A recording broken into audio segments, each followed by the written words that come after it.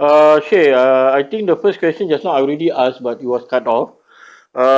This first is always about, many women, they have this issue. Sometimes they have period where they couldn't read the Surah Yasin three times on Nisfu Sha'ban. What can they do besides the three Yasin? Yeah, that's the burning question that many of them always ask. Um, inshallah, maybe excuse me one second. Sure, no There's problem, Shay. Hi. Inshallah, there's you can there's reciting Quran when a woman. I mean, this isn't a fit class, but those who've studied jurisprudence, they will know that the haid, the menstrual period, prevents the person who is in that state from touching the Quran or reading Quran. However, it doesn't prevent them from reading those things which are in Quran but without the intention of Quran. For example, um, if one were to say, "Inna lillahi wa inna ilayhi raji'un," this is actually a verse of Quran. It's not forbidden to say that, even though it's a verse of Quran. And if you were to say, "Take the book, khud al-kitab," this is a verse of Quran. So sometimes it's permitted to read words that may be in the Quran without the intention of Quran. For example, for the intention of wird. And there is a statement, one of the things that are mentioned in Laylat Nisfu min Sha'ban is to recite La ilaha illa anta subhanaka inni kuntu min al-zalimin. I think it's 2,700 and 2,375 times. And of course, Surah Yasin is recommended. But the most important thing is the point that I was trying to say is to come to Allah subhanahu wa ta'ala broken. And in some ways, the person who is not able to read Quran, or the person who is not able to go to the mosque, or the person who is held back from something, is sometimes the one who's more broken. So it might be that they are the ones that receive more by not being able to. And Allah knows best. Inshallah, Shay, thank you very much. Another question that always been asked is about Surah Yasin. That he said that it has been advised by our scholars that Allah will accept whatever intention when we recite Surah Yasin. Is there any Yeah. wisdom why we are recommended to recite Surah Yasin three times on Nisfu Sha'ban? Just now you mentioned about every one we read there is an intention to be free from creation and all that. So is there wisdom Surah Yasin or either you can read any other surah? That's what it was. If you want to read for any reason, it's good. I mean, there's no you'll receive according to what you intend, and that's what the Prophet sallallahu alaihi wasallam Alayhi says. wasallam. Your actions will be rewarded according to your intention. So whoever wants to recite for whatever intention they wish, if they want to recite for the with the intention that the football season in England restarts and that Tottenham somehow miraculously win the league, then this they can recite with that intention. However, for me, that seems to be a waste of time. Yeah. Uh, um, because you can recite and there's no harm in that. You will be rewarded. So what you intend will you want to take the full advantage. And our scholars that have reached very great spiritual highs, they're people that have spent years and years in worship. And they have found that these three intentions encompass all of the meanings of Laylatul Nisf and Sha'ban. In some of you see that there's many things hinted at within these hadith that I just related. And most of them are to do with coming to Allah subhanahu wa ta'ala begging for something specific uh, of His mercy. And of those things that are in His mercy, these are the nights where the decisions are written, and where things are written down, and that's why these particular intentions are relevant to this time. So it's true. You read this. The person that asked the question is absolutely correct. Just reading Surah Yasin will give you massive blessing with whatever intention you have. Our tradition is to, on these big nights, sometimes We don't know what to ask. Sometimes, you get to a point where you don't know what I want to read Surah Yasin. I don't know why. I don't know what is coming up, what's going on inside me. And I need to sometimes focus, especially when you're overwhelmed by spirituality, when you're overwhelmed by the greatness of the night. And sometimes you just ask, Allah, I don't know what to say. And in those points where you don't know what to say, sometimes remembering what the great people have said helps you to kind of refocus, and that's what why these three intentions are recommended. And again, this is not written in stone. You intend what you wish, and inshallah you will receive what you wish. Thank you, Shaykh, for explain to us the details of this sacred knowledge. I would say, alhamdulillah, that we benefit from it. Um, Another question is from someone who been affected by the virus. Yeah? Recently, he was in the hospital, but right now they bring him out, but they put him in a community isolation facility. And he said, "Thank you very much for your lesson. He benefited a lot." So his question is, it's very hard for the start, especially if you're alone, thinking that you don't know whether you're gonna make it. But I do zikir, and sometimes I fall asleep. If not, I watch the TV till I fall asleep. It's either way. And he said, so he needs your dua, but he said that how can he not feel loneliness and to be in the presence of Allah subhanahu wa ta'ala in these difficult times he is in? Yeah. The it, there's different elements to this. So in some ways, he needs to plan. Like I just talked about time. Time is almost stopped when he gets to this state. That the morning and the night is the same. This is for many people who are in hospital generally, especially when they're taking under the drugs and everything. It's very difficult. And I remember I've only been in hospital once, and I just got up and prayed, and I couldn't remember, was that Fajr, was it Dhuhr, was it Maghrib? Um, and I ended up praying. I was there for one night, and alhamdulillah, I prayed all the prayers again but it didn't mean that those prayers were no good. What it meant was that I was being exposed to something which was a different kind of life, and that's what this brother has been. He's been thrown into this situation where night and day and day and night is all blending into one, where he has no contact with human beings, where it's only him and his Lord. So part of it is to try and plan. And the other thing is that sometimes to recognize that you don't need to say anything. And one of the things that's most beautiful, we talked a lot about Imam Abdullah bin al-Haddad, and the last question asked a very good question about why these three Yasin. Sometimes, like I said, you don't know what to say. And when I don't know what to say, I often remember Imam al-Haddad's words, قَدْ كَفَانِ إِلْمُ رَبِّي مِنْ سُؤَالِ وَاخْتِيَارِ فَدُعَائِ وَابْتِهَالِ شَاهِدٌ لِي بِافْتِقَارِ. Actually, Allah already knows what's in my heart.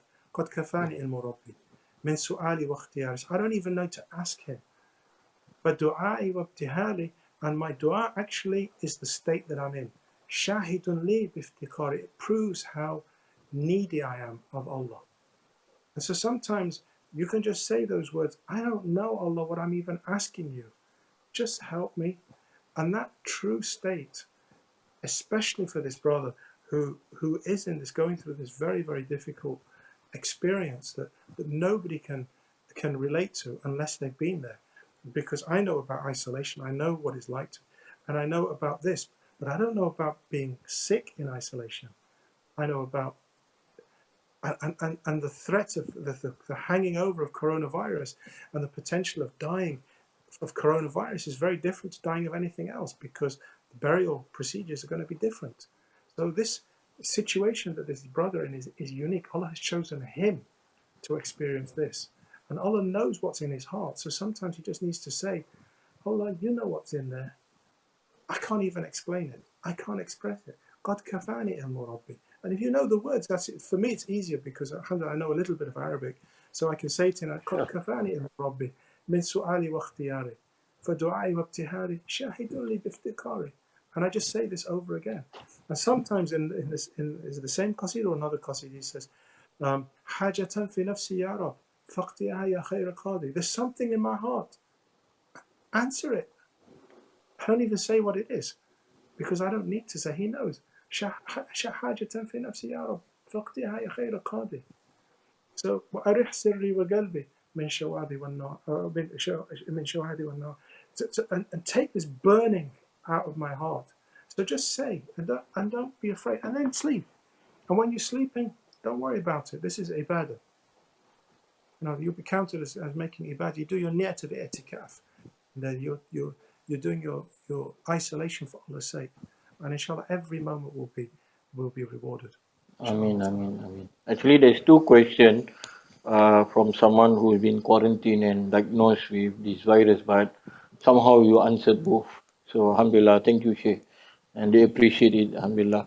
Another question is someone is not being in the religion for so long, and somehow recently he's been coming back slowly, and he uh, watched this video.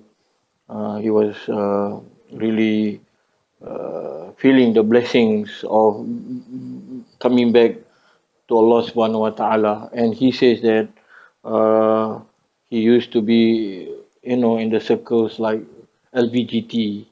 And right now, he feels with all this corona pandemic situation, he feels the urge to be closer to Allah subhanahu wa ta'ala. And he's been trying for a few months. And this Nisfu Sha'ban, where he said he just got to know about it through this event online, alhamdulillah. So he said, what's your advice here? It's just to go to Allah with an open heart, and not to, in this particular case, don't worry too much about the words. The words are going to be a block to to real meaning.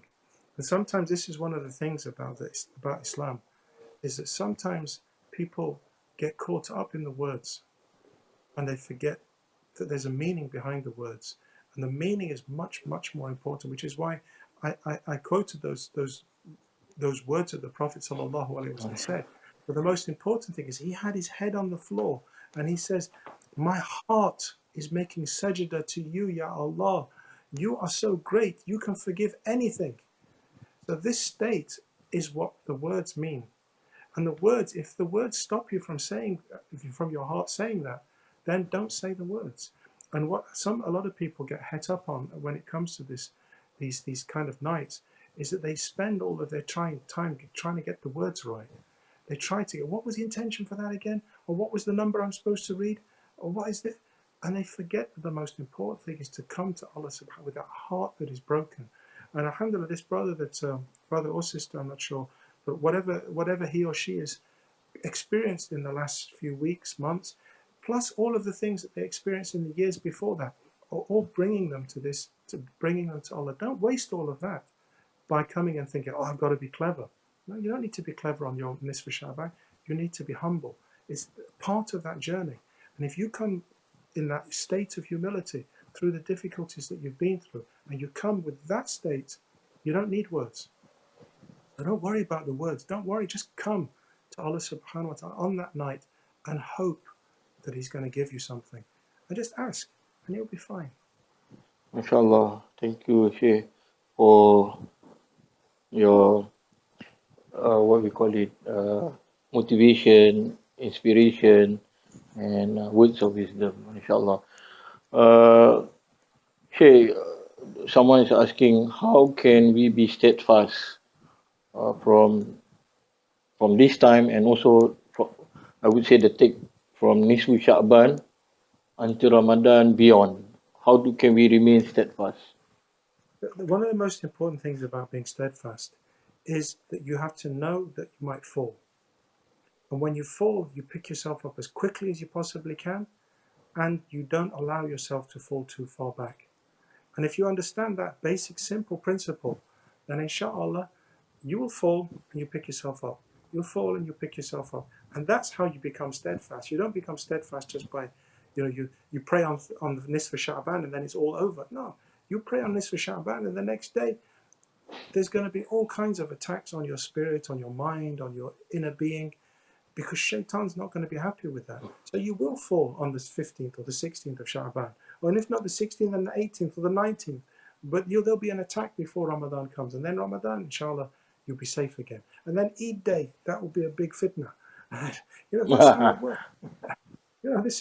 This is life. This is how life is. So the most important thing about trying to become steadfast is to recognize that you will fall, but when you fall, make sure you make tawbah quickly. You turn back to Allah quickly, and that you put that behind you. Okay, I slipped up. I made a slip. Okay, I make tawbah. Allah will forgive me. I need to get back on track again. And if you do that, inshallah, then the slips will get smaller, and there'll be bigger gaps between them. And also, you'll probably recognize when the slips are going to happen. For example, if you've had one of those big nights where you've gone to the mosque and you had this big gathering, we've done this big dhikr, then I can guarantee the next day there'll be a possible slip up, and then you'll know. So when the next day comes, you're kind of almost looking, where's Shaitan planning? What's he up to today? What's he going to do? What's the big attack going to be? So you're almost in preparation for the slip. So you kind of start to become wise to the slip, start to become wise to his plans, inshallah. Inshallah, thank you, Shaykh. Alhamdulillah, this is the last question, Shaykh. But this question actually not related to our topic today, but somehow is very important for me to relay these questions to you. Alhamdulillah, all questions that come from you, Khalid, are important. Stuff. So, because it's not related, but it's very important. You say this person is a lady. Dear Shay, I've been following your live Facebook at Sudilahi since last Sunday. And all these years in my life have been contemplating about my journey into my future. There are times when I cry alone. There are times when I do not know what to do. I'm a non-Muslim. But after watching your video last Sunday and also some other videos on Sudilahi, and tonight I watch again, I'm very certain that Islam is for me. But I'm a married lady and I have a husband who is not a Muslim. So how do I go about if I want to embrace Islam in this matter? Inshallah, in one sense, it's very simple. And in another sense, by the simplicity of it will present other challenges. Inshallah, that my understanding, and there are many, many times that I've been in this situation with sisters that have become convinced of Islam, and other people have come to distract them from Islam. There's one particular sister. I was actually in Singapore when she became Muslim before I traveled to Singapore. Alhamdulillah, she became very firm. But she was married to a non-Muslim, and alhamdulillah, I asked her to bring her husband and her son with and she says, no, my son is not. He's not gonna be. He will never go to a mosque, and he just. So I says, please, just bring him. Please let them be part of your shahada. And so he came, and he was a young boy, like 11 years old, and alhamdulillah, I'm a school teacher. So I took the boy aside and we talked and we played and we did a few things. And then she was really quite moved by the way, alhamdulillah, he related to me. And then so when she took Shahada, he was very comfortable. And alhamdulillah, they came to a few classes of mine together. And they had a nice time. And then I traveled to Singapore. And I stayed there. That was one of the times I spent a little bit more time, maybe a month I was there. And during the time, she wrote to me and she says she wants to leave Islam. And I was devastated. So we talked. And she said that somebody had come to her and said, it's haram for you to be with your husband, you have to leave him. And I said, it's not. And I said, it's not. I said, I know your husband. I know your son. They are good people. They are very good people. And they have supported you through this. And inshallah, they will continue to support you through this. And there is a higher goal than the law. Not that, I have to be careful in how I say this. That there is what we call the maqasid, the principles. And one of the principles is to save people from the fire. And how can you help your husband, your child, in the case of a sister, to be saved from the fire other than becoming Muslim, staying Muslim, supporting them, and helping them and supporting in the same way they helped and supported you? So if the greater goal, the maqasid, the principle that we're striving for is to for the whole of humanity to recognize God and the whole of humanity to move to enter into the garden, then certainly if somebody comes along to you, to this sister, says you should leave Islam or leave your husband, ignore them, because this is not the case. Be firm in your deen. So in one sense, it's simple. Just say your shahada. Say, I believe. I bear witness that there is no God except Allah. Ashhadu an la ilaha illallah wa ashhadu anna Muhammadan Rasulullah. And after that, put your trust in Allah and stay in your relationship with your husband, and let him see the love that you have for him and for the Allah. And inshallah, you make dua for him, and we make dua for you and for him. And I'm convinced that you will find true peace in your relationship with Allah. And when you find that peace, He will find even greater peace in your relationship with Him. And inshallah, Allah will protect you and guide you and help you and strengthen you, and will take you to the garden and protect you from anybody that comes along and says, do this or do that or do this or do that. And just ignore them, because your heart is pure. I know your heart is pure. And Allah will look after that pure heart, take you to the garden. Inshallah, I pray that these words, that you do say these words, and that Allah gives you this peace, inshallah. Ameen, Ameen. Thank you, Shaykh, for the wisdom and the knowledge that you share. May Allah ease her and make it easy for her and suffice her need. Amen. Amen. Shaykh, I think we come to the end, but before we end and further announcement, we'd like you to close the dua. Close the session with the dua. ربنا تقبل منا إنك أنت السميع العليم وتب علينا إنك أنت التواب الرحيم. Ameen. ربنا تقبل منا إنك أنت السميع العليم وتب علينا Ameen. إنك أنت التواب الرحيم. ربنا تقبل منا إنك أنت السميع العليم وتب علينا إنك أنت التواب الرحيم. ربنا آتنا في الدنيا حسنة وفي الآخرة حسنة وقنا عذاب النار. اللهم صل Ameen. وسلم على محمد الفاتح لما أغلق الخاتم لما سبق ناصر الحق والهادي إلى صراطك المستقيم وعلى آله وصحبه حق قدر المقدار العظيم. وصل اللهم على سيدنا محمد وآله وصحبه Ameen. وسلم. اختم لنا بالخير واختم لنا بالخير واجعل أواخر أمورنا بالخير بيدك الخير والعافية إنك Ameen. على كل شيء. دعواهم فيها سبحانك اللهم وتحيتهم فيها سلام وآخر دعواهم أن الحمد لله رب العالمين. Alhamdulillah. Thank you, Shaykh, once again for this night, this blessed night, to share with us your knowledge, your wisdom, and the gems. By the way, tomorrow, Shaykh Aziz will be with us again at the same time, 9 p.m. Singapore, 2 p.m. UK, to continue the 40 Principle of the Deen by Imam Ghazali from Ihya Ulumuddin. So come at this page again. And just to say a few words, if you have benefited from our online classes so far and you like to sponsor us to get to a better online platform, do message me at 906-87106. With this, I'd like to say Assalamualaikum warahmatullahi wabarakatuh. May Allah accept our gathering, even though it's online, and may Allah accept our intention in seeking knowledge. See you tomorrow, inshallah. Assalamualaikum warahmatullahi wabarakatuh.